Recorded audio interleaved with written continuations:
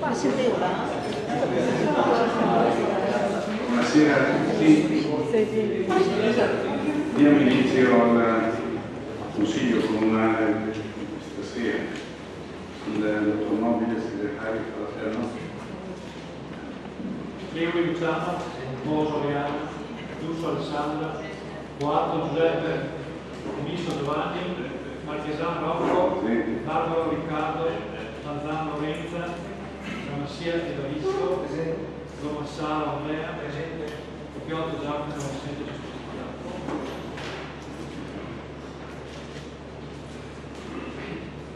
Mignolo Carlo, Conte Rosanna, Selmo Luca, Ferraro Elisa, Loreto Capisci.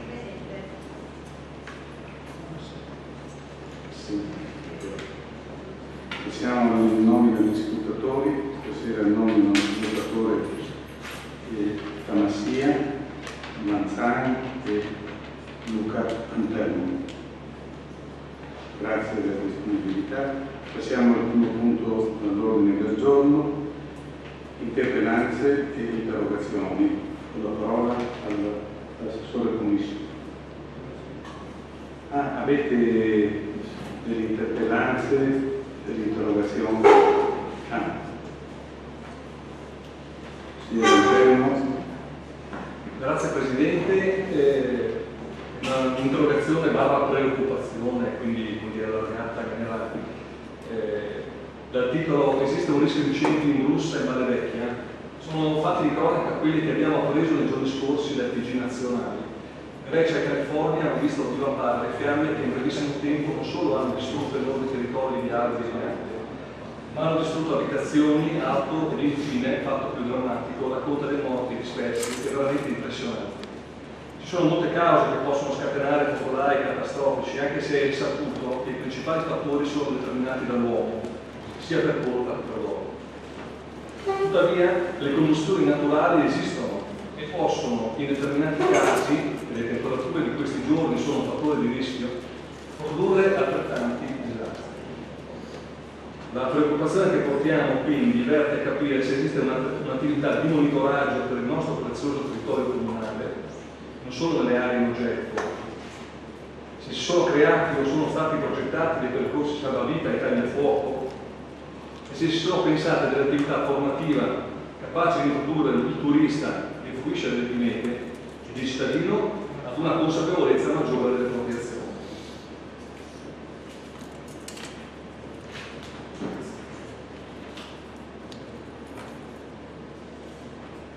Grazie consigliere, non è un'altra. Sì, è una lettera aperta, una interrogazione, lettera aperta. E questa interrogazione è particolare in quanto tratta della quotidianità di buona parte dei residenti del centro storico, tra cui il sottoscritto. Quindi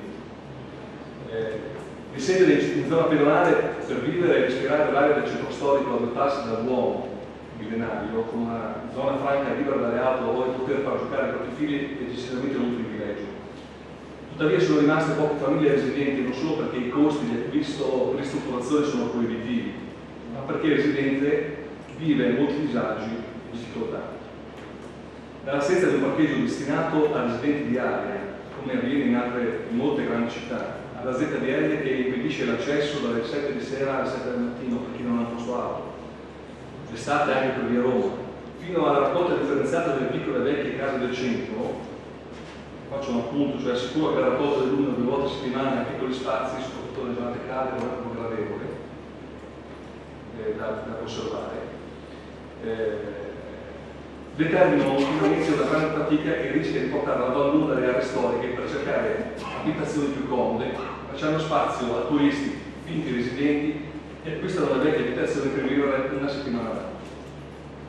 Mi sono spesso domandato, anche quando amministravo, come poter risolvere la questione dei residenti del centro storico, senza che la gente potesse pensare che lo stessi facendo solo per il mio tornaconto. All'epoca ho resistito dall'agire, ma oggi, da consigliere di minoranza, rivolgo la stessa domanda alla sua maggioranza, signore.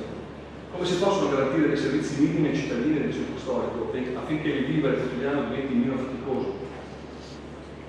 Carola è un cuore che pulsa e vive proprio in virtù delle famiglie ancora residenti.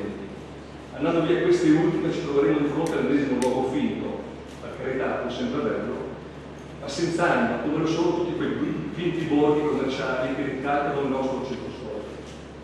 La vita del centro storico è fatta di balconi che si aprono e si chiudono con il sole, di panni stesi, di persone che vivono realmente il centro, è fatto di suoni, di TV accese. Una volta c'era anche chi andava alle reti, chi cucinava all'aperto con un piccolo braciere, chi puliva l'uscio di casa. Oggi non tutto è possibile, evidentemente, ma quel vivere era anche il segno di una vivezza di cui abbiamo perso la traccia. Oggi la manifestazione turistica sfratta i residenti. Noi amiamo i turisti, ma vorremmo che si ritornasse ad avere uno sguardo più attento alle esigenze del cittadino che, centro storico o meno, rischia di contare sempre meno. Sanità veloce. Tutto personale. Grazie a lei. Ci sono altri interventi, quindi passiamo alle interrogazioni di interpellanza e le risposte. Il Professore Commisso ne ha parlato. Grazie, buonasera. Do risposta a 3 interpellanze presentate da dei precedenti consigli comunali. La prima riguarda il titolato, nei consigli isolati, do lettura del testo dell'interpellanza. Allora, si legge in alcuni siti che il glifosato è il diservante più utilizzato al mondo, impiegato in agricoltura, nel giardinaggio e per la manutenzione dell'agricoltura. La giornata si aspettava la notizia dell'Unione Europea in merito all'eliminazione di questo diservante o se continuare a permettere l'utilizzo, nonostante l'Italia si sia espressa contraria alla proposta di rinnovo dell'autorizzazione dell'erbicida, gli altri paesi dell'Unione Europea hanno votato a favore del rinnovo del glifosato per 5 anni. Entro il 31 dicembre 2017 si deciderà se prorogare per 10 anni l'autorizzazione del suo uso. In Italia però si è applicato il principio di precauzione o per l'utilizzo consentito con molta moderazione. E ancora, nel 2015 però l'Agenzia Internazionale per la Ricerca sul Cancro, IARC, che fa parte dell'Organizzazione Mondiale della Sanità, ha introdotto il glifosato nella lista delle sostanze potenzialmente cancerose. Contrariamente l'EFSA ha invece pubblicato una valutazione sul glifosato nella quale si afferma che, in contrasto con la conclusione della IARC, il glifosato non sia genotossico, cioè non danneggia il DNA e che non induce allo sviluppo di cancro. Non essendo un esperto e anzi non volendo nominare una laurea comunque, sono a domandarvi, chiedendo risposta urgente anche sottostante, sulla pericolosità di questo diservante che è stato sottostato su qualche via di cavo. Si domanda se non sia veramente pericoloso e se non si poteva utilizzare in tempi in modi diversi senza allarmare le persone e i turisti. Si domanda inoltre su quale altre vie e quali ragioni non sono stati adottati altri diservanti. La risposta è questa. Il Comune di Caule attua il riservo di strade e marciapiedi nel rispetto di quanto previsto dalla delibera della Giunta regionale numero 1262 in materia di corretto utilizzo dei prodotti fitosanitari. Vengono trattate le aree e le pertinenze stradali con prodotti a base di glifosate, in particolare nella formulazione che consente il rientro alla situazione asciutta quindi precauzionalmente dopo 6 ore. I trattamenti agiscono per contatto, ragione per cui hanno effetto se eseguiti nei periodi prima mediti o comunque quando gli infestanti sono presenti.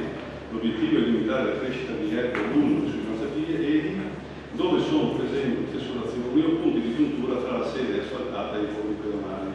Non vengono assolutamente trattate le aree frequentate dalla popolazione da gruppi vulnerabili come ad esempio aree del pubblico, parchi giochi, boschi, campi sportivi, alberature stradali, aioli fiorite, plessi scolastici, eccetera. Il trattamento viene eseguito nel rispetto di tutte le norme vigenti in materia di sicurezza per la popolazione e gli operatori. La ARCO SPA che da sempre si occupa di effettuare il diservo per conto del comune di Caule e di forza della gestione del servizio di igiene.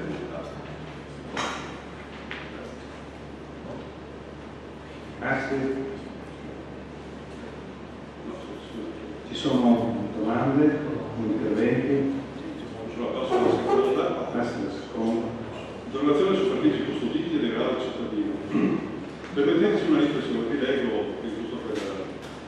Permetteteci una riflessione che risponiamo sotto la veste di interrogazione. Il giorno 9 maggio 2018 abbiamo ricevuto qualche segnalazione che ci ha fatto presente lo stato di degrado in cui equiversano alla data suscitata i parcheggi custoditi destinati ai turisti. Contestualmente, camminando per il centro storico la mattina verso le 8:30, si trova spazzatura sparsa ovunque ancora da raccogliere dagli operatori, gabbiani che si siano maggioranza di milioni e quindi decidono sottrarre. Dall'accesso al parcheggio, che doveva essere custodito dal primo mastro, ma che non solo non lo era, l'ingresso era legato da catena con filo di ferro, prontamente sostituito dall'ufficio comunale competente con il schifo sul settore. All'erba alta, in cui versava lo stesso parcheggio il servizio dei clienti degli alberghi, erba che sta crescendo anche sul parcheggio del centro storico, dalle bottiglie di plastica abbandonata ai gabbiani che scorazzano per la città citandoci di immondizie. Ci sembra che Cavo stia vivendo un abbandono che noi non esitiamo a chiamare degrado. La riflessione allora si giunge al termine chiedendo a questa amministrazione: come mai l'amministrazione, sapendo dell'inizio della stagione e dovendo assegnare per tempo questo servizio, avrebbe affidato solo l'automatico? Come mai era data suscitata il turista si è costretto ad imbattersi con situazioni più gravi di cui a certo non aiutano a una bella immagine della città? Quali strategie si potrebbero adottare per migliorare la situazione, che credo sia ciò che è giusto? Quali servizi si dovrebbero aumentare per fare in modo che questi fatti non si ripetano più? Cavo non è solo il centro storico, ma sicuramente la migliore preferenza che abbiamo partiamo a cultura. Seguono una serie di foto.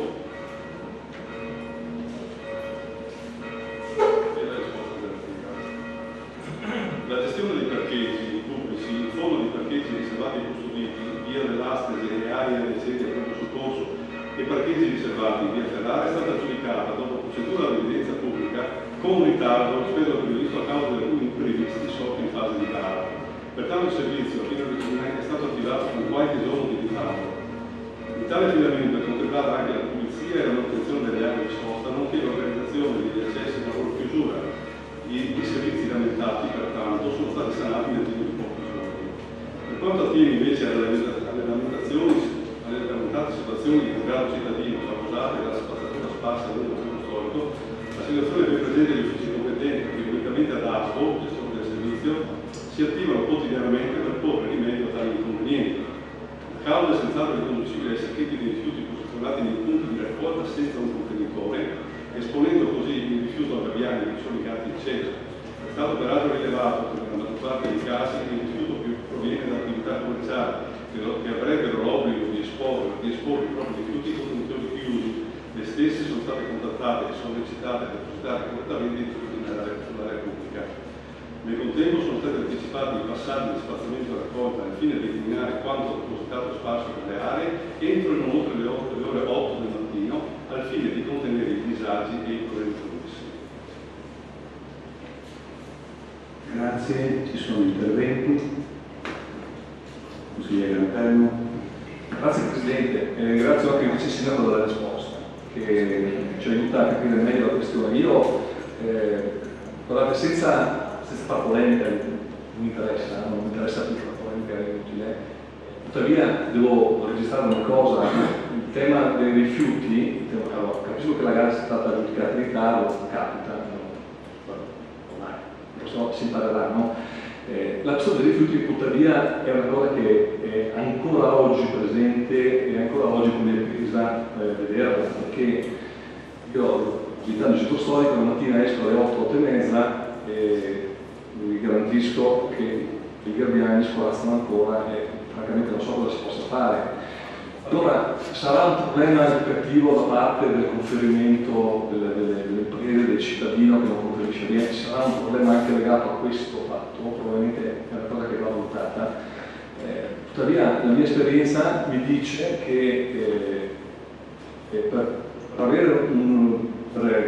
agevolare la raccolta differenziata, per aiutare il cittadino a fare una raccolta adeguata, ci deve essere una convenienza. La convenienza è quella che alcuni grandi gestori di spazzatura, diciamo così, chiamiamoli così, hanno attuato, anche ASLO lo sta facendo, visto che sul sito di ASLO c'è un tornaconto anche economico per chi conferisce in maniera adeguata. Tuttavia probabilmente il cittadino non lo conosce questo problema, o non lo sa. Il residente o il turista che vive nelle case, nelle seconde case, non sa come deve fare, e c'è un problema proprio di comunicazione, forse c'è stata non lo so, forse c'è stata una certa fretta ad implementare subito per la stagione questa raccolta.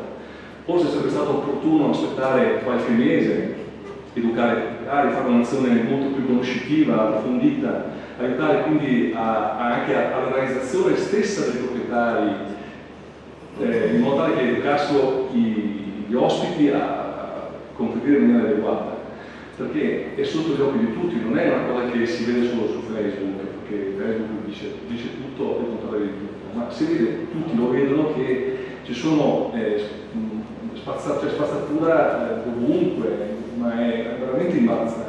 Io lo dico con sofferenza, non per fare una causa all'amministrazione comunale che ha un torto, devo dire, tra virgolette, ma perché per quanto bravo sia l'operatore ecologico a raccogliere la spazzatura, quando ce n'è tanta è sempre uno. E non riesce a gestire e a fare raccogliere la differenziata in maniera puntuale come dovrebbe, cioè alle 7 il comune di Cavo dovrebbe essere già, almeno il centro, alcune aree centrali dovrebbe essere veramente pulito, limpido. Ma ultimamente non è così, quindi io, da quello che io vedo, rimprovero l'amministrazione di non aver aiutato, sollecitato questa attenzione a chi doveva puntualmente gestirla. Grazie, consigliere Anterno. Assessore Commisso. Allora, vorrei farle osservare, anche per spiegare, che la raccolta del centro storico non è cambiata assolutamente negli anni precedenti. Quello che succede nel centro storico adesso è esattamente quello che succedeva prima che cominciassimo a fare il porta a porta nella zona di Ponente, perché qui il porta a porta c'era già, quella è l'organizzazione, sappiamo come, quindi non c'è grande differenza da prima volta. Ci sono dei problemi, ma non sono determinati dal fatto che abbiamo cominciato a fare la raccolta porta a porta nella zona di Ponente. Per fare la raccolta porta a porta di Ponente abbiamo cominciato ancora a novembre, dicembre, a fare, come dire, pubblicità, a informare la gente, ha messo quei banner che sono ancora fuori, metterci la faccia, no? Perché senza collaborazione dei cittadini è difficile fare queste cose, ma questa è la cosa importante che va capita. Abbiamo fatto decine di riunioni con tutte le associazioni, tutte le riunioni pubbliche, abbiamo informato in tutti i modi tutti i proprietari di appartamenti, di Ponente, sono stati avvisati, sono stati, come dire, raggiunti da una lettera che metteva loro l'attenzione su questo nuovo sistema. Tutti sono stati invitati a ritirare la chiave, tutti l'hanno fatto, tutti sono stati invitati. Una parte non hanno collaborato e vediamo quelli che non hanno collaborato, perché noi siamo partiti dal dato dell'anno scorso, di luglio, quando la differenziata era migliore del dato di marzo. Okay?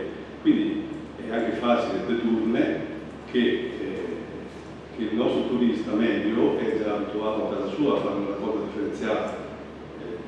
Quelli che vengono a noi sono abituati, ai tedeschi, il nostro entroterra è tutto abituato a fare la differenziata porta a porta.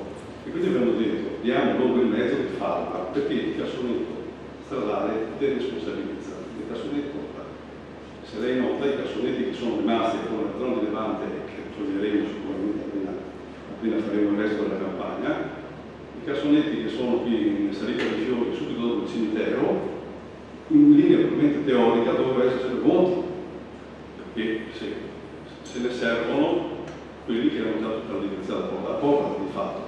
Adesso vengono riempiti, no, da chi viene dal centro portatoriamente, quindi c'è quella della gente che magari collabora relativamente, ha preso il kit, ha preso la chiave, però così per comodità o per pigrizia porta ancora su quei cassetti che esistono. Quindi probabilmente questa che stiamo vivendo, che è una fase che stiamo monitorando giorno dopo giorno, cerchiamo anche le soluzioni puntuali, giorno dopo giorno con contatti diretti con gli amministratori di condominio, soprattutto con le agenzie, ci sono le agenzie che non collaborano, per cui quello determina la massa che si vede sulle strade. Questo avrà anche altre conseguenze, a mio avviso, spero. E quindi questa non sarà sicuramente la fase più critica che avevamo previsto, tra l'altro, non è brutto da vedere, effettivamente, però stiamo facendo lo sforzo massimo per riuscire a venire a capo. Sarà probabilmente quando toglieremo anche i cassonetti di davanti, allora lì bisognerà stare veramente in campana e cercare di interessare, coinvolgere tutti a partecipare a questa cosa, altrimenti non se ne esce. Ho detto ora pubblicamente che è estremamente imbarazzante, no? Per l'assessore all'ecologia del comune di Cavo trovarsi continuamente assieme agli altri comuni della zona servita da ASLO ed essere fanalino di coda per il 48% della quota differenziata, che costa costa moltissimo, in termini di, se facciamo 20.000 tonnellate complessive, il 48% di differenziato vuol dire che ce ne sono più di 10.000 che va al secco, che va all'inceneritore, quella è una spesa pazzesca, che gli altri sono al 70%, 80-84%, è imbarazzante, pur nella consapevolezza che è complicato, difficile, non c'è nessuno che abbia fatto questo tipo di operazione. La stesso comune di San Michele in verità ha qualche punto di noi, perché il grosso della popolazione non abita a Bibione, abita a San Michele del Tagliamento, non c'è tanta differenza. Però diciamo così abbiamo fatto un po', non dico da cavia, però era un'operazione che dovevamo fare, l'abbiamo preparata. Ci sono tante cose da sistemare, ma io spero che in 3 anni che abbiamo a capo questa situazione. Grazie. Capogruppo, consigliere Anterno. Grazie Vice Sindaco, grazie Presidente. Allora, c'è una ragione innanzitutto che muove l'uomo storicamente, ma è la convenienza a fare la differenziata. Cioè, se un'agenzia immobiliare, se un albergo, se un ristorante ha una convenienza economica a fare una corretta differenziazione, per cui io gli riduco la tassa perché lui è bravo a differenziare, ecco che tutti hanno convenienza a fare, altrimenti no. Questo passa attraverso l'educazione. Quindi il problema della convenienza è al cuore, cioè ci deve essere un tornaconto, altrimenti la gente butta tutto sulla sua. E quindi ha ragione lei, l'inceneritore crea un costo, crea inquinamento, crea tutto quello che va.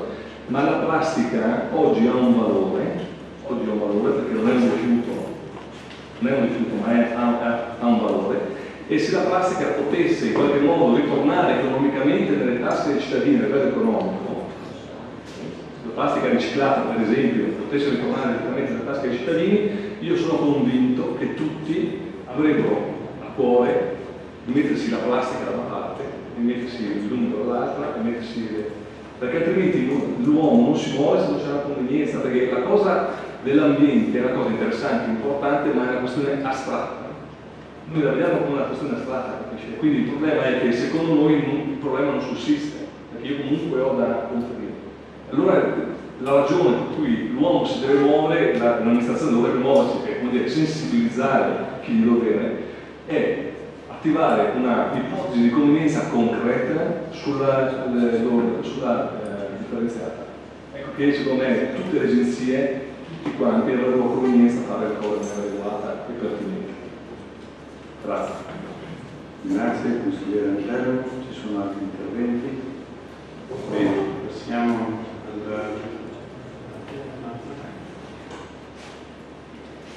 al commisso. Passo alla terza informazione. Partite dei abbonamenti ancora difficoltà e disagi. Anche quest'anno leggo il testo del tutelante, abbiamo assistito a lunghe code alla rapiatura di cittadini e imprenditori costretti a stare ore in coda per rinnovare l'abbonamento del ufficio blu. Nel 2017 si poteva immaginare, forse qualche volta giustificare la terapia, visto che il cambio di gestore ha comportato un rinnovo portale anche di titolo dell'abbonamento. Quest'anno nuovamente siamo imbattuti nella stessa vicenda, praticamente distribuire in un maggior tempo la fase di rinnovo non è stata sentita e raccolta dal cittadino che preferisce spendere il più tardi possibile di 100 euro. E così che passato la tolleranza di 10 giorni dopo aver fatto un movimento di coda per ore senza raggiungere nulla, qualche cittadino si è dovuto accollare una spesa extra con l'università.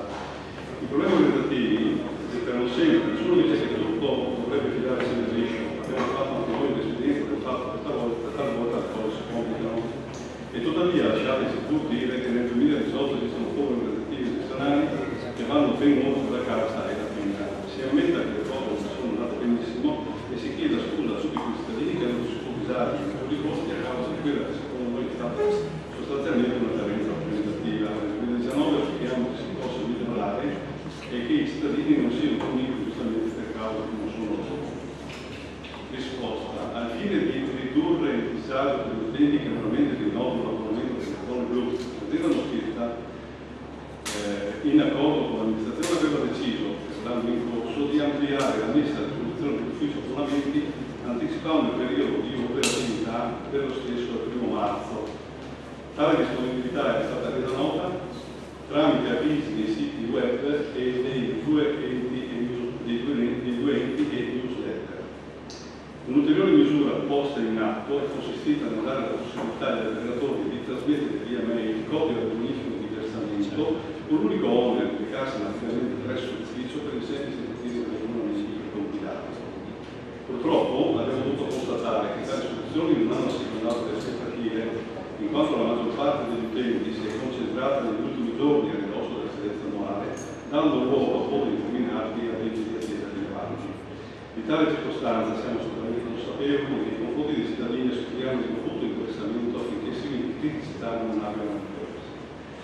Rivolgendo la lezione a futuro, l'azienda Domus sta ora valutando un progetto di fattibilità per la gestione web degli abbonamenti delle zone blu e del multipiano, di cui riporto gli aspetti salienti.